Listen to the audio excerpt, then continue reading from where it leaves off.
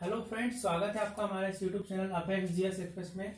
आज इस वीडियो में हम बात करेंगे मध्य प्रदेश की प्रमुख बहुउद्देशीय नदी घाटी परियोजनाएं।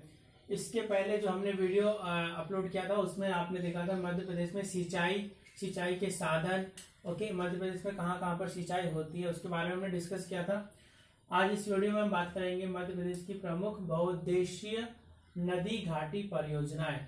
सबसे पहले आपको इस वर्ड को समझना पड़ेगा, बहुउद्देशीय नदी घाटी परियोजना क्या होती है। ऐसी योजनाएं, ऐसी परियोजनाएं जिसके द्वारा एक से अधिक उद्देश्यों की पूर्ति की जा सके। जैसे सिंचाई करना, सिंचाई करना। उसके अलावा सूखे, जहां जहां सूखे क्षेत्र होते हैं वहां पर नदियों के जल की सप्लाई करना, डैम बना करके। तीसरा जो उद्देश्य है पेयजल की आपूर्ति करना।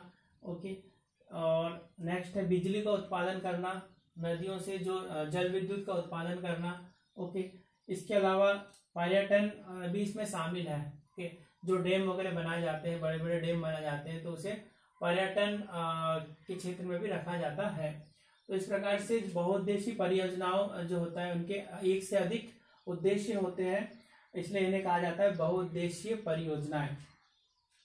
अब हम बात करेंगे मध्य प्रदेश की प्रमुख जो नदी घाटी बहुउद्देशीय नदी घाटी परियोजना, उनको हम वन बाय वन डिस्कस करते हैं। सबसे पहले जो नाम आता है वो है चंबल घाटी परियोजना। चंबल घाटी परियोजना जो है मध्य प्रदेश की सर्वप्रथम मध्य प्रदेश की प्रथम बहुउद्देशीय नदी घाटी परियोजना है। पूछा जाता है आपसे एग्जाम में। तो चंबल घाटी परियोजना जो है मध्य प्रदेश की सबसे पहली नदी घाटी परियोजना है। यह जो चंबल घाटी परियोजना है यह दो राज्यों की संयुक्त परियोजना है, जो कि मध्य प्रदेश और Rajasthan. Very very important question हो जाता है। और जब से हमने नदियों का टॉपिक पढ़ रहे हैं तब से हम जान रहे हैं कि जो चंबल नदी है मध्य प्रदेश और राजस्थान दो राज्यों से होकर गुजर रही है। हालांकि ये उत्तर प्रदेश में यमुना में मिल जाती है, किंतु यहाँ पर ये दो राज्यों की परियोजना होगी, मध्य प्रदेश और राजस्थान की। यदि आप मैप में देख रहे होंगे तो यहाँ से चंबल नदी निकलती है और यहाँ से फिर ये राजस्थान में प्रवेश करके पुनः मध्य प्रदेश में प्रवेश करती है और यमुना नदी में मिल जाती है। तो इस प्रकार से मध्य प्रदेश और राजस्थान की संयुक्त परियोजना है। बहुत ज्यादा इंपॉर्टेंट क्वेश्चन है, इंपॉर्टेंट पॉइंट है। चंबल घाटी परियोजना जैसे कि मध्य प्रदेश की प्रथम बहुउद्देशीय परियोजना है, इसका प्रारंभ किया गया था 1953 से लेकर 1954 के बीच में। और यह जो परियोजना है यह 3 चरणों में 3 स्टेप्स में कंप्लीट हुई है। और जिसके प्रथम चरण में कुछ वर्क हुए, जैसे कि गांधी सागर बांध जो बनाया गया है वो इसके प्रथम चरण में बनाया गया है, जो कि मंदसौर में आता है। मंदसौर आप लोकेशन देख सकते हैं, यहाँ पर आता है गांधी सागर बांध। तो ये प्रथम चरण में कंप्लीट हुआ है। और जो दूसरा और तीसरा चरण में राणा प्रताप सागर बांध बनाया गया है, जो कि चित्तौड़गढ़ में है। जवाहर सागर बांध जो कि कोटा में, ये भी बनाया गया है। तो इस प्रकार से इस चंबल नदी घाटी परियोजना में 3 प्रमुख बांध बनाए गए हैं, गांधी सागर बांध, राणा प्रताप सागर बांध और जवाहर सागर बांध। और इसका एक अन्य नाम भी है कोटा बैराज परियोजना। कोटा बैराज परियोजना। तो राणा प्रताप सागर बांध चित्तौड़गढ़ में आता है, लगभग यहाँ पर आएगा। और कोटा बैराज बांध कोटा के निकट यहाँ पर है। इस प्रकार से चंबल नदी में 3 प्रमुख बांध बनाए गए हैं। और यहाँ पर जो विद्युत का उत्पादन भी होता है उसका 50-50 शेयरिंग है मध्य प्रदेश और राजस्थान के बीच में। जैसे गांधी सागर बांध से 115 मेगावाट 115 मेगावाट का विद्युत उत्पादन होता है, जिसमें से मध्य प्रदेश को आधा 57.7 मेगावाट बिजली प्राप्त होती है।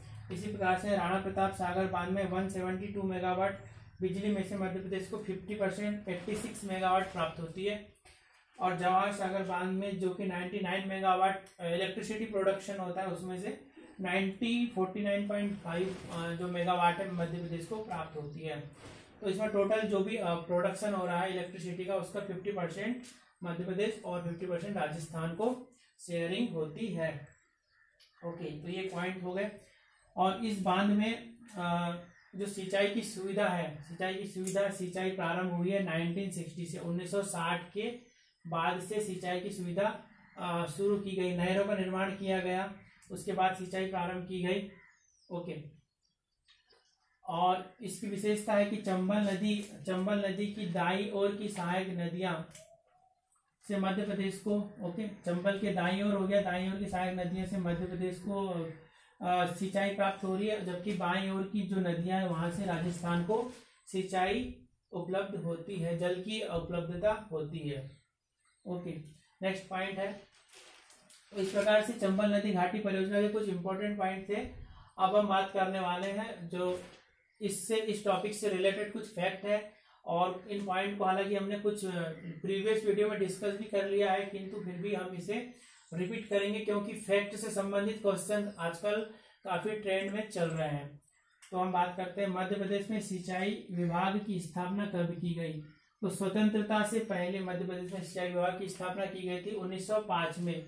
जो ग्वालियर के सिंधिया जो राजवंश रहा है उनके द्वारा जो है सिंचाई विभाग की स्थापना की गई थी, और ग्वालियर के चंबल क्षेत्र में इसे स्टार्ट किया गया था। उसके बाद अगला इंपॉर्टेंट पॉइंट है, मध्य प्रदेश में जल संसाधन विभाग, जिसे पीएचई भी कहा जाता है, इसकी स्थापना कब की गई थी, ये पूछा जा सकता है, वेरी इंपॉर्टेंट क्वेश्चन है। तो इसकी स्थापना की गई थी 1956 में, और मैंने आपको बताया भी था इसे याद रखने की ट्रिक। मध्य प्रदेश का जो गठन हुआ था 1956 को हुआ था, तो उसी वर्ष के आधार पर इसे आप याद रख सकते हैं। अगला जो पॉइंट है, सिंचाई उद्वहन विकास निगम, इसकी स्थापना हुई थी 1976 में हुई थी। ओके, नेक्स्ट पॉइंट है, नर्मदा नियंत्रण प्राधिकरण की स्थापना हुई थी 1984 में। ओके, और आगे जो हम नर्मदा घाटी परियोजना पढ़ेंगे, जिसमें इंदिरा सागर परियोजना जो है मध्य प्रदेश की सबसे बड़ी परियोजना, उसका भी ये प्रारंभ हुआ था, उद्घाटन हुआ था 1984 को। आगे हम पढ़ेंगे नेक्स्ट वीडियो में। ओके, और नेक्स्ट पॉइंट है, मध्य प्रदेश की पहली नहर जो है वो वैनगंगा नहर है। ओके, वैनगंगा नहर जो कि वैनगंगा बालाघाट में स्थित है, बालाघाट में बनाई गई है वैनगंगा नहर, और इसका निर्माण किया गया 1913 में, 1923 में इसका निर्माण किया गया। काफी इंपॉर्टेंट पॉइंट है दोस्तों, पूछा जा चुका है एग्जाम में। तो इस प्रकार से हमने आज अभी इस वीडियो में देखा मध्य प्रदेश की प्रमुख बहुउद्देशीय घाटी परियोजनाओं के अंतर्गत चंबल घाटी परियोजना। तो इसके कुछ इंपॉर्टेंट पॉइंट थे, ये सारे जो पॉइंट है वो पूछे जाते हैं एग्जाम में। ओके, जिनमें से ये पॉइंट है, कौन सी किस राज्यों की संयुक्त परियोजना, ये पूछा जाता है। ओके, ये भी पूछा जा चुका है। ये डैम जो है इसके काफी इंपॉर्टेंट है, लगभग सारे फैक्ट इंपॉर्टेंट है। ओके, ये आपसे पूछा जा सकता है, ये सारे फैक्ट पूछे जा सकते हैं एग्जाम में। ओके, सारे फैक्ट कम इंपॉर्टेंट है। तो इस प्रकार से ये इस वीडियो में हमने देखा चंबल घाटी परियोजना, और नेक्स्ट वीडियो में हम बात करेंगे नर्मदा घाटी बहुउद्देशीय परियोजना को। तो वो भी काफी बड़ा वीडियो होगा स्पेशल, वो नर्मदा नदी से संबंधित जो परियोजना है उस पर बेस्ड होगा। और इस प्रकार से इस वीडियो में हम इतना ही रखते हैं, और नेक्स्ट वीडियो में हम बात करेंगे नर्मदा घाटी बहुउद्देशीय परियोजना के बारे में। इस वीडियो को देखने के लिए आपका बहुत बहुत धन्यवाद। यदि आपको वीडियो पसंद आया हो तो इसे लाइक जरूर करें, वीडियो को शेयर कीजिए दोस्तों, और चैनल को सब्सक्राइब करना ना भूलें, ताकि हमें भी थोड़ा उत्साह मिले, और हमें भी काफ़ी मेहनत लगती है बनाने में वीडियोस को। तो आपका भी सपोर्ट मिल जाए तो काफ़ी खुशी होगी। धन्यवाद।